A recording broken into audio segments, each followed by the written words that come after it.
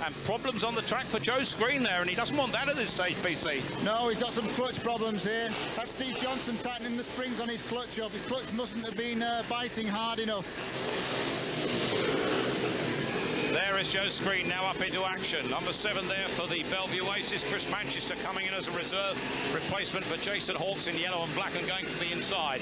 Chris Manchester yet to gain a race point tonight, but that man there, Joe Screen, will be the key to this one. There in white, that's Jimmy Nilsen. In the blue helmet colours is Gary Stead. There in yellow and black is the so far unfortunate Chris Manchester of the Aces. We said this was going to be an important heat.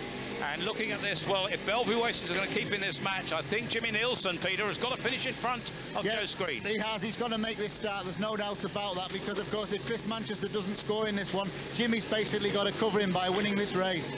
Well, we'll have to wait and see. There's the lineup. We're looking down there on Chris Manchester, the reserve replacement here for Jason Hawkes.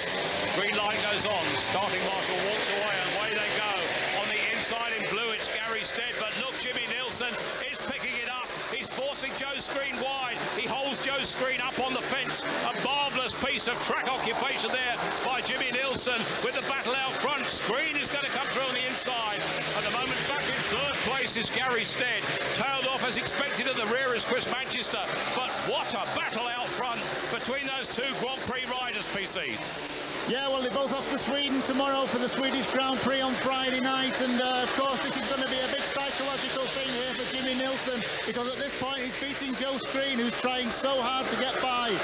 Well, this is absolutely crucial for the Belle Vue Aces, and their man Jimmy Nilsen is in front. He's going to get a share of the points if it stays like this with just over a lap to go.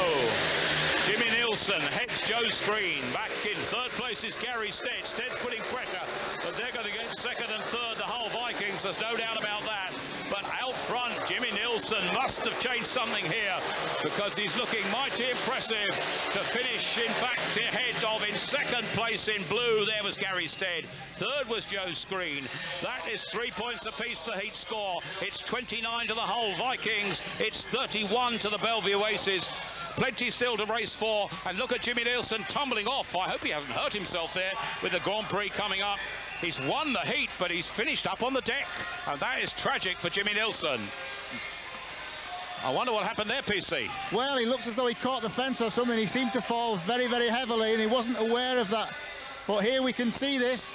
Oh, it was Joe Screen ran into him. Joe Screen caught his hand as he went by, and Jimmy was taken totally unawares then, and down he went on the track. Totally dazed by that. Well, Jimmy Nilsen will be furious with that, and I think we'll have to see that again, because it looked to me as if Joe Screen ran into him, and I didn't think there was anything between these two like that, Peter. Well, I said this track looks quite narrow, but it's not that narrow, Tony. I mean, he just seemed to catch his hand as he went by, and down he went. I'm just totally flabbergasted by that one, and so's Jimmy, I'm sure. Well, it was totally unexpected. He was totally unprepared, and in my view, that was totally unnecessary. I wonder what the lads in the studio, I wonder what Kelvin thinks about this, because really, Kelvin, that was sort of not the thing we quite expect to see after a race, was it? No, I like Peter, I'm flabbergasted. I don't quite know what was going through Joe's mind at that time. I don't know whether he felt that Jimmy had been a bit hard on him in the first lap. It was a hard first lap, but didn't seem anything untoward. And Kelvin, let's get the significance of this. This isn't just another elite match happening here. We've got the world number 2 on the ground, about to go to the Swedish Grand Prix, his home Grand Prix. Sure. This is monumental in terms of what it could mean to Jimmy. Sure, he's not going to be, well, he's, you know, it's stunned him. He's absolutely shocked. And it's at the moment you can see it's knocked him around. He feels like he's been run over by her. Yeah, feels like it. Here we go. We can see the rerun of the heat. Yeah, I think both of them have made good starts here. Joe looks like he's nearly made it, but Jimmy's just slid underneath him here. I think that Jimmy's running fairly hard here. Nothing that hard there. No question that Joe wouldn't want to be that wide, though, would he? No. But it didn't knock him off the bike. But I think, again, we'll see that it gets a fairly tight here on this third and fourth corner. Well, the result stands as it is. Jimmy Nilsen, winner of that heat. Gary Stead and Joe Screen taking just 1 point. My only answer to the problem after the race is that Joe felt that he was a bit hard done by in the first corner. But that's racing, you know, and sometimes it is hard, you know. Joe's not one to mince words ever. He didn't say anything that time. He let his actions do the talking. No, absolutely. But I think slightly unnecessary, unless he genuinely wasn't looking where he was going. But I'm sure Jimmy feels a bit aggrieved. Well, as you can see, Susie's there, and she's going to have a quick chat with Jimmy Nilsen. Let's find out with Susie. Go to you. Thanks a lot, Jonathan. Jimmy, what happened? I think he meant to hurt me. I think he didn't like what I did in the first corner. He doesn't like tough riding. He only works his way, in a one-way street, and it's payback time, and next time is a big one. I'm not happy about this. Have you got a personal history together, you two? No, we're quite good mates. We ain't anymore. I'll pay back soon, don't worry about it. I'll get him back. But that was the ugliest thing I ever seen in my speed. I've been in speed for 16 years, and that's disgusting. Do you really think it was deliberate, though? Of course, there was no way. I mean, he just ran me off, and he just want to hurt me. I want to pay back. What are you going to do? I've got no bike now. I only had one bike. All my bike's gone to Sweden, and that's it. I'm going home now. I wish I could do something else, but it's not going to happen today. It's another day tomorrow. Yeah, I mean, you said that you've had to come from Sweden last night. You've got to go back again tomorrow. You weren't really looking forward to today, were you? It's hard work. I had a very, very busy week. I've been everywhere, and I got a Swedish GP on Friday. A lot of things organised for my sponsors and stuff, and I've done a lot of riding myself, so I'm burned out, and this is the last thing I needed tonight. What about the third lap? Just talk us through that. Well, he was chasing me, and I was just carrying my line. You know, Hull is a very hard track to come from the back, and I was just going inside, and I was on the outside for a lap there, and I went back on the inside, and he just carried my line, and it was no ugly thing, but he did the worst thing I ever seen in Speedway. Bloody hell, I can't believe it. We don't mind hard riding, but ugly things I don't like. It was pretty ugly. Lap 1 looked pretty ugly too, didn't it, Jonathan?